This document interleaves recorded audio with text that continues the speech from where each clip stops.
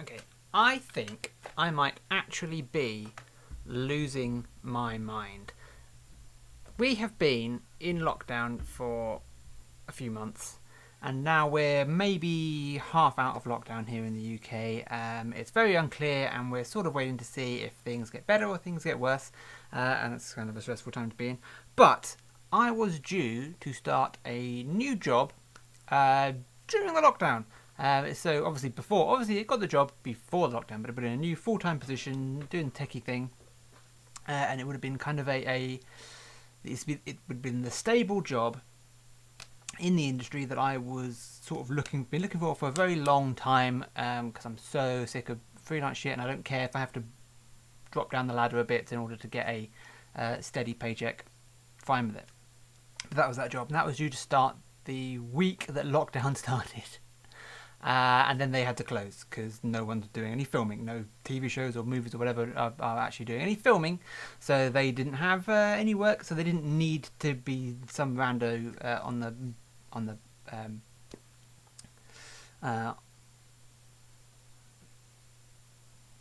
payroll. So it has been months now. It doesn't feel like it. At the same time, it sort of feels like a longer period of time. But yeah, I have been doing little bits here and there, little bits of editing, and doing a lot of writing, because I can do that from home. That's easy. But yeah, I feel like I might have just sort of gone mad. I'm mostly hair at this point. I was going to have a haircut at the start of my new job. I thought I'll wait and I'll have it like a couple of days before. But then lockdown happened and I have done nothing since. I've done nothing to my hair, so it's just been growing. I can pigtail it. And the beard is the biggest it's ever been. You can lose things in this beard. But I can store things in the beard if necessary, for the use that is. But the lockdown has gotten to me quite heavily lately. Now, I don't, strictly speaking, have any problems. I am still getting by, still fine. I've got all the claimants claiming all the monies that I can. So we are surviving. We are stable, if not great. We're not planning our any big expenditures, but we can house and feed ourselves, which is more than some can. So grateful for that. To me, does this look a bit shit? I'm recording this on my HD webcam that I've specifically got to do this. However, I didn't bother to buy any software for it. I should have done that, really. I probably will do it by the time we next record, by the time I next record. And there's no lighting going in here. I'm fully backlit because that's where the windows are. And it didn't occur to me to attempt to do anything else. Also, getting like one of my redheads out or something would be a pain in the ass. I could do that. I would look so good, but no, I can't be asked. I've got this thing out, but I couldn't be bothered to figure out how to use it. Well, I know how to use it, but I couldn't be bothered to set it up. Look, hang on, you can't see what this thing is. It's this thing. If you don't know what that is, then you don't. Ooh, look at that! I can catch some light. Can I catch some light?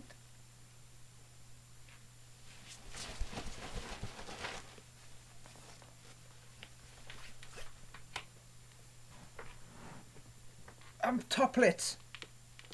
What if it's in front of me? That's no good. It's in front of the camera. What if it's in front of me? No, it's in front of the camera, isn't it? You fucking dickhead. If I lean it against that. Where is the light coming from in this room? I am not a lighting tech, as you may have noticed. I am a sound tech. I am required to know the least about anything. You all know it's true. Hang on, let me see if I can twist it up. Look at that. A mate of mine has a tent that does that.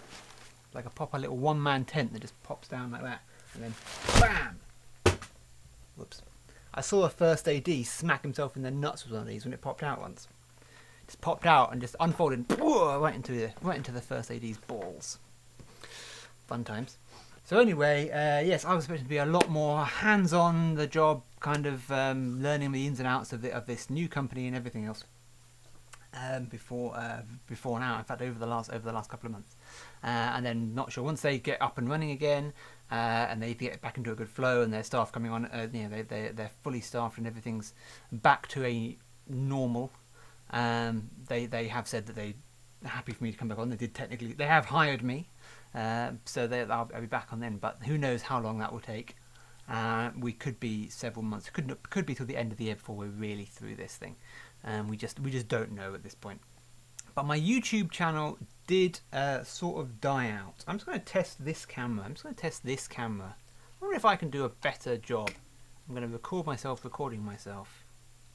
It's not really designed for video. This is my old EOS 1100D. Not really designed to do video stuff, but it can do video stuff. Let's have a look. Autofocus me, because I can't see the shit. Also, the screen is there. Look, so I can't tell. It doesn't have a pop-out screen, so I have to just autofocus myself. Oh, and then I have to press the buttons on the back as well. Fucking, that's annoying. Let's see if this does a better job of recording. So you're watching me recording myself on a different camera to see if I set up this camera it would be better. Even though I have no way of monitoring this camera. I keep looking over there because that's where the computer screen is, where I can see what this camera can see. I should look in the camera really. So does this look better? Probably not, because I haven't bothered to set it up properly. But yeah, maybe it does. Maybe I'll start using this instead. Who even knows? Look at me, there I am. So anyway, yeah, if this looks slightly better, we'll figure out the camera setup in a more competent way. I didn't do too badly before when I was running this channel, but that was like 2 years ago. And it's very surprising how you just sort of forget literally everything. Let's stop that and see what it's doing. Well, that recorded something. We'll figure that one out later. So yeah, should have started a fun new job, and also should have been married by now. Yes, that's right. Our wedding was scheduled during the lockdown as well, and we actually had to cancel because it was in Italy, because I'm one of those destination wedding douchebags. But yeah, so that's had to be cancelled, and also my cat died. So fun and games in our house. Touch wood. I don't have any wood nearby. Whatever. Find some wood. Is this wood? Maybe the ceiling's got some wood in it. Touch wood. I don't know anybody who has been directly affected by COVID-19. So that's something. But that does seem to be among the the short list of things that has not generally gone wrong. So I am recording this partly just as something to do. I need something to do. So I'm reviving, which I've done before in the past, and I've always stopped doing it eventually when I've gotten distracted by other things. So I'm reviving this YouTube channel with this series that I'm calling Your Fun Is Wrong, and the objective is for me to just entertain myself. And if you get some contact entertainment by watching this, then great.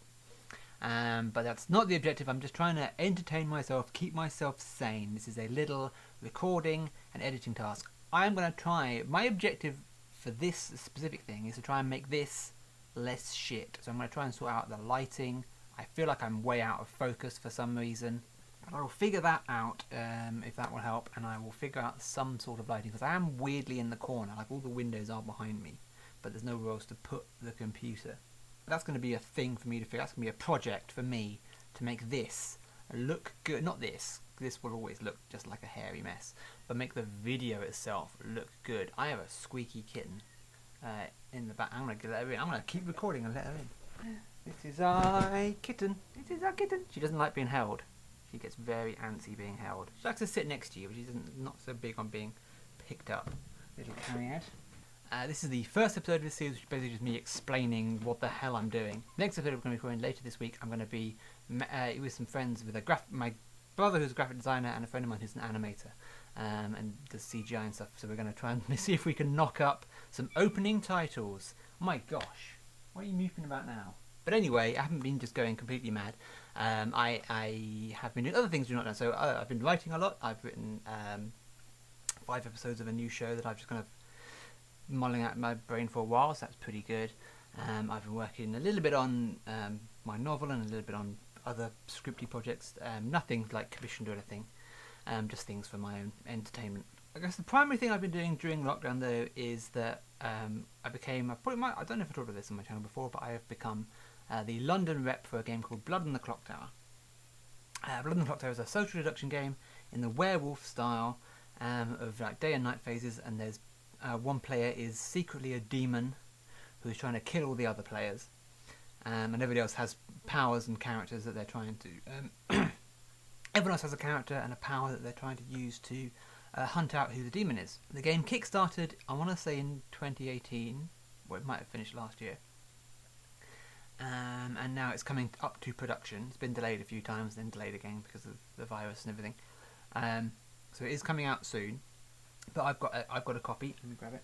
I got in touch with the makers, and I said, cause I was working at the board game cafe at the time, Cakes and Ladders in Wood Green, and I said, hey, come and run some games with us, because I knew they had like reps and stuff, and they had copies of the game about that they could run in public forums, and they sent their UK rep down to do that, and we started running quite a few games, and I got chatting with them, and got chatting with him about doing a live show, which we ended up doing a live show last Halloween. A special kind of, because they do Werewolf Live and things like that, so we did a special live show version of it with some actors on Halloween at the Old Red Lion, and it was really good. And anyway, and they sent me in a copy, like a mock copy or test play copy, so that I could run it in London, which I have been doing a lot.